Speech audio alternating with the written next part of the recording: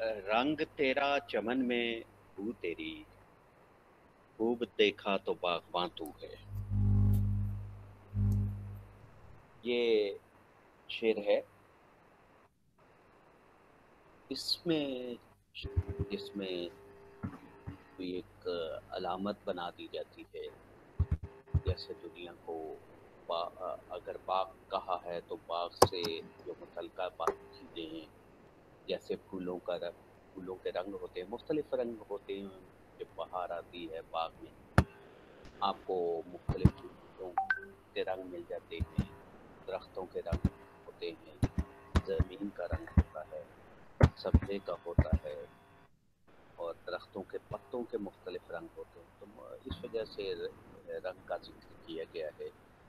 और फिर बाग में चूँकि बू होती है, खुशबू से आप कह लें, वो चूँकि हर तरफ फैली होती है, इसलिए उसका जिक्र भी किया गया है।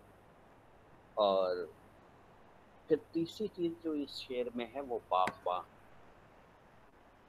तो ये तमाम अलामात हैं जो कि शायर ने इस्तेमाल की हैं, और इस दुनिया को बाग और खालिक के दो जहां को अल्लाह ताला को बागबां करार दिया।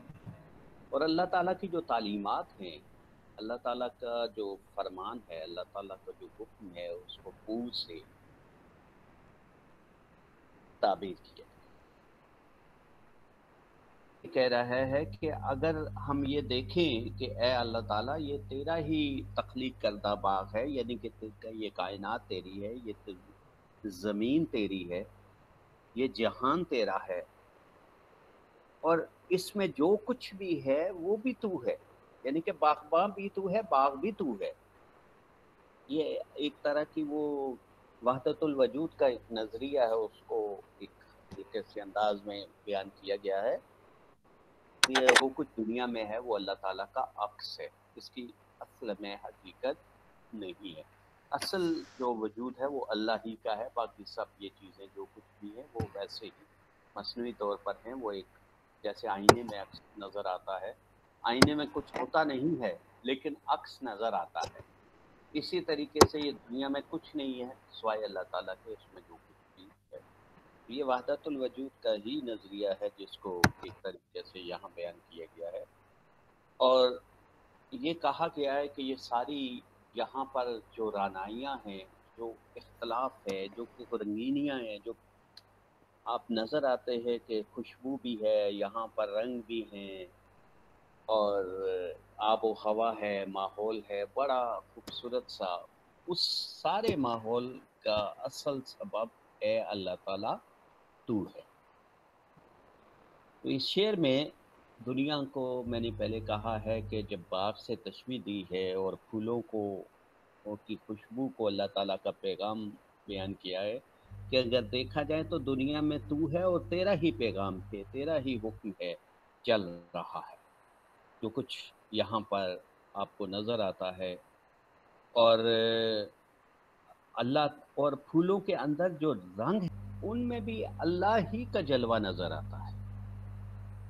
एक और शायर ने इस ख्याल को इस तरह पेश किया है कि गुलों में जलवा करने में रंग, ज़िया बन के चांद तारों में, वो पर्दादार कहाँ जलवागर नहीं होता।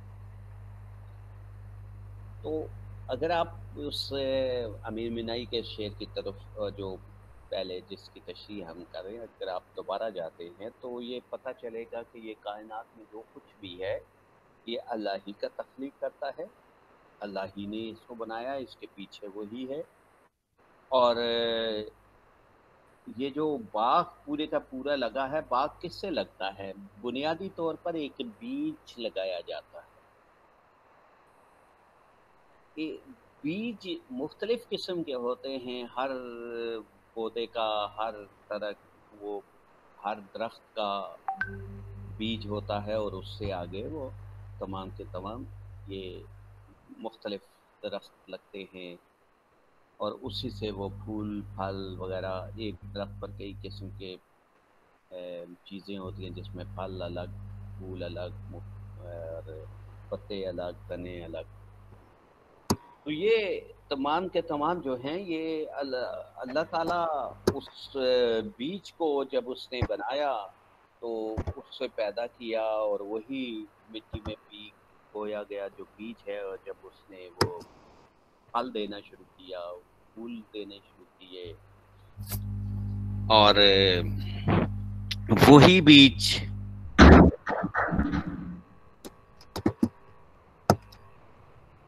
جب پھل پھول دیتا ہے تو جب وہ اس کا جب سامنے وہ جو کچھ بھی نظر آتا ہے، جب آپ اس پر تخلیق پر اس تمام چیز میں جب آپ غور کرتے ہیں تو آپ کو اللہ ہی اللہ نظر آتا ہے. ہر چیز میں اللہ کی حکمت نظر آتا ہے، اللہ تعالیٰ کی خدمت قدرت نظر آتی ہے. اور اس چیز کا ایک ثبوت نظر آتا ہے کہ ہر چیز میں اللہ ہی اللہ ہے، کیونکہ اللہ تعالیٰ اپنی تخلیق میں اگر آپ ایک پتی پر بھی غور کرتے ہیں نا تو بندہ سبحان اللہ کہہ اٹھتا ہے. وہ اسی وجہ سے کہہ اٹھتا ہے کہ اللہ تعالیٰ جو ہے وہ پاک ہے، اللہ تعالیٰ باقی سب چیزوں سے، سب دنیا میں جتنی بھی چیزیں ہیں ان سے الگ ہے. وہ اس لیے کہ وہ ہر چیز کو جو قدرتی آپ یہ جتنی بھی ہیں اس نے اتنی مہارت اور اتنی خوبصورتی سے بنایا ہے کہ انسان کی عقل دنگ رہ جاتی ہے. تو اللہ تعالیٰ ہی ہے جو کہ اس نے اس کائنات کو تخلیق کیا ہے، اس میں تمام جتنی بھی چیزیں ہیں اسے پیدا کی ہیں. اور پھر یہ نہیں کہ پیدا کر کے ہر ایک کو مختلف آپ نے اپنے چھوڑ دیا، بلکہ ان کی جس طرح نشو و نما کی ہے کہ ہر چیز اپنے طور پر مکمل ہے. جب آپ ان پر غور کرتے ہیں کوئی ایک باریک سے باریک چیز پر بھی تو وہ آپ کو نظر آتا ہے کہ اللہ تعالیٰ نے اتنی مہارت سے اس کو تخلیق کیا ہے.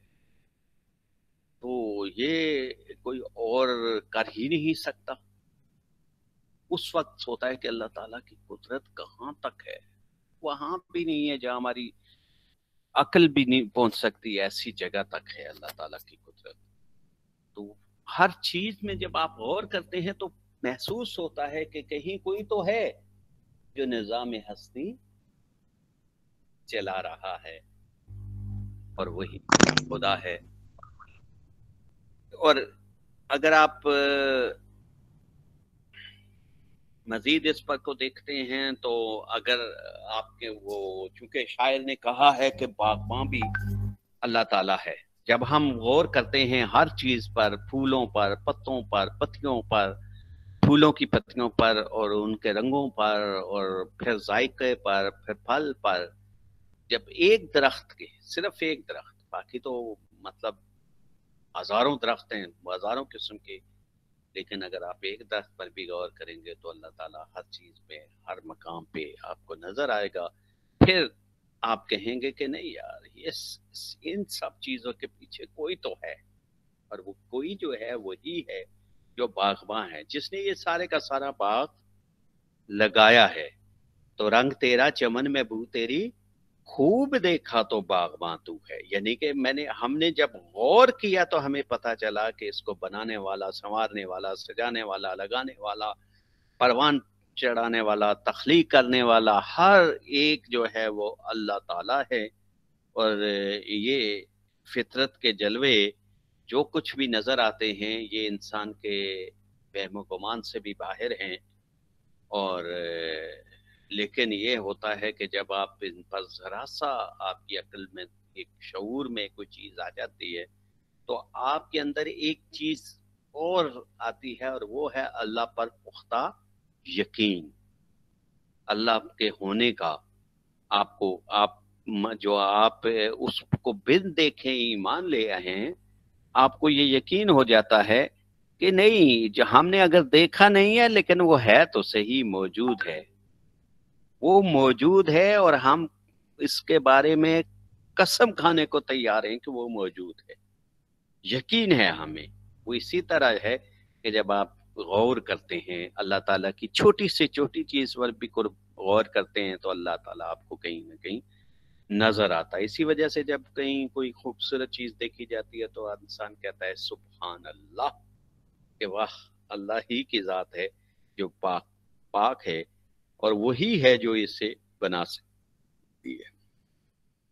تو یہ اللہ تعالیٰ، اور وہ ایک شعر ہے نا کہ اگر آپ غور کریں، حسن ہی حسن جلوے ہی جلوے، صرف احساس کی ضرورت ہے. اللہ تعالیٰ تو حسن ہی حسن جلوے ہی جلوے، صرف احساس کی ضرورت ہے. تو اس اب اگلا شعر ہم پڑھتے ہیں. محرم راز تو بہت ہے امیر، جس کو کہتے ہیں رازداں تو ہے. محرم راز کا مطلب ہوتا ہے راز کو جاننے والا، راز کو پہچاننے والا، آپ کا رازدان. لیکن رازدان اور راز جاننے والے میں فرق ہوتا ہے. رازدان وہ ہوتا ہے جو آپ کا راز کو راز رکھتا ہے، اور محرم راز وہ ہوتا ہے جو کہ راز جانتا ہے.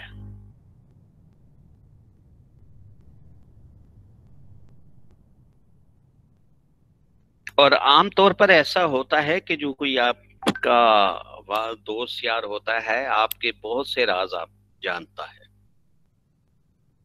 لیکن اسے آپ رازدان اس وجہ سے نہیں کہہ سکتے کہ آپ کو پتہ نہیں ہے کہ وہ آپ کے راز دوسروں تک پہنچا دے. رازدان ہوتا ہے راز رکھنے والا، اور محرم راز راز جاننے والا. تو یہاں پر شاعر نے یہی کہا ہے کہ اے امیر، دنیا میں راز جاننے والے تو بہت ہوتے ہیں، دوست یار ہیں، گھر والے ہیں، دوسرے جب بھی، لیکن جو راز کو راز رکھتا ہے وہ اصل میں اللہ تعالیٰ ہے. یہ حکمت ہے اللہ تعالیٰ کی کہ اللہ تعالیٰ کو جب کہا جاتا ہے نا کہ اللہ تعالیٰ ستار العیوب ہے، یعنی کہ عیبوں پر پردہ ڈالنے والا، وہ ایسا ہی ہے. عیب پر پردہ وہی ڈالتا ہے جو اس عیب کو جانتا ہے. اب یہ پتہ ہی نہیں ہے تو وہ پردہ کیسے ڈالے گا؟ تو ہمارے تمام عیوب، ہماری تمام خامیاں، ہماری تمام جو برائیاں ہیں وہ اللہ تعالی جانتا ہے. جاننے کے باوجود وہ ان برائیوں پر پردہ ڈال دیتا ہے. تو اس لیے اللہ تعالیٰ بالکل سر صفت ہے ستار العیوب. اللہ تعالیٰ جب آپ وہی ہے جو آپ کو تنہائی میں بھی دیکھتا ہے. تو بات یہ ہو رہی تھی کہ محرم راز تو بہت ہیں امیر، جس کو کہتے ہیں رازداں تو ہے. تو اللہ تعالیٰ ہی ہے جو ہمارے رازوں کو جانتا ہے، ہمارے عیبوں کو جانتا ہے، ہماری تمام برائیوں کو جانتا ہے، ہمارے تمام جتنی بھی خامیاں ہیں ہمارے اندر وہ جانتا ہے، لیکن اس کے باوجود، جاننے کے باوجود ان پر پردہ ڈال دیتا ہے. اور یہ ستار العیوب ہونا ایک بہت لکی کا وصف ہے، خاصیت ہے، توصیف آپ کہہ سکتے ہیں. کیونکہ اگر وہ راز کھولنا شروع کر دیتا تو پھر ہر شخص، جو اتنے بڑے بڑے لوگ ہیں، جتنے بڑے اپنے آپ کو عالم فاضل کہتے ہیں، ہر شخص ننگا ہوتا ہے. اور یہاں یہی اللہ تعالیٰ جو ہے وہ، اب دیکھیں آپ کے دوست پر کوئی مشکل ایسا ہوتا ہے کہ آپ کا بڑا اچھا دوست ہے، لیکن کوئی دوسرا آپ کے دوست کی کے سامنے آپ کی تعریف کر دے تو آپ کا دوست خود ہی نہ اس کو تم اتنا اچھا سمجھتے ہو، اتنا اچھا بھی نہیں، مجھے پتا ہے نا، میں اس کا دوست ہوں. فوراً ایسی باتیں گھڑ لیتے ہیں کہ جو ہوتی بھی نہیں ہیں کئی بار تو.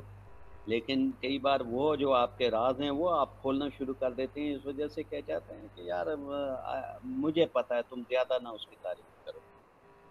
اللہ تعالیٰ کو یہ نہیں ہوتا. اللہ تعالیٰ تو آپ کا بڑا اچھا دوست ہے، وہ آپ کے راز کو راز رکھتا ہے. راز رکھنے والی ذات اللہ ہی کی ہے، اس کے سوا تو کوئی ہے بھی نہیں. اور جس قدر وہ جانتا ہے دنیا میں کوئی بھی نہیں جان سکتا. اب ماں بیٹے کے بہت قریب ہوتی ہے، بچے کے، لیکن ماں بھی وہ چیز نہیں جانتی کئی بات. وہ جو چھپا لیتا ہے، لیکن اللہ جان رہا ہوتا ہے، اللہ کو پتا ہے کہ وہ کیا چھپا رہا ہے، لیکن اللہ پھر اس کا پتہ رکھتا ہے، تو رازوں کو راز رکھنے والا اللہ ہی تعالیٰ ہے۔ اور اللہ تعالیٰ نے یہ کہا بھی ہے کہ واللہ عالم بذات الصدور، یعنی کہ اللہ تعالیٰ ہی ہے جو کہ دلوں کے بھید جانتا ہے۔ بذات الصدور، کہ جو دلوں کے اندر ہے، صدور صدر کی جمع ہے، صدر دل کو کہتے ہیں، سینے کو کہتے ہیں، تو اللہ تعالیٰ دلوں کے بھید جانتا ہے، آپ کے سینوں کے بھید جانتا ہے، یعنی کہ آپ کے سینے کے اندر چونکہ دل ہوتا ہے تو دلوں کا بھید جانتا ہے، بھید، راز۔ تو اللہ کو تو خبر ہے سب کے سب، اور آپ جو سوچ رہے ہیں وہ اس کی بھی خبر ہے۔ لطف کی بات یہ ہے کہ آپ کیا سوچ رہے ہیں، آپ نے ابھی زبان سے نہیں نکالا، لیکن اللہ کو پتا ہے کہ آپ کی نیتوں کا حال جانتا ہے سب سے سب، لیکن وہ راز پھر بھی رکھتا ہے۔ اور یہ جو کچھ بھی ہے اللہ تعالیٰ نے انسان کو جو کچھ دیا ہے، یہ سماعت ہے، یہ بصارت ہے، یہ دیکھنے سننے کی جو حص ہے، یہ بولنے کی، جو کام کرنے کی، یہ تمام چیزیں جو مشاہدات ہیں، یہ سب کے سب اللہ تعالیٰ کی عطا ہیں۔ اور اللہ تعالیٰ ہی ہے جو سب سے بڑا آپ کا راستان ہے، اور نظر بھی رکھے سماعتیں بھی، وہ جان لیتا ہے نیتیں بھی، جو خانہ لا شعور میں جگمگا رہا ہے وہی خدا ہے۔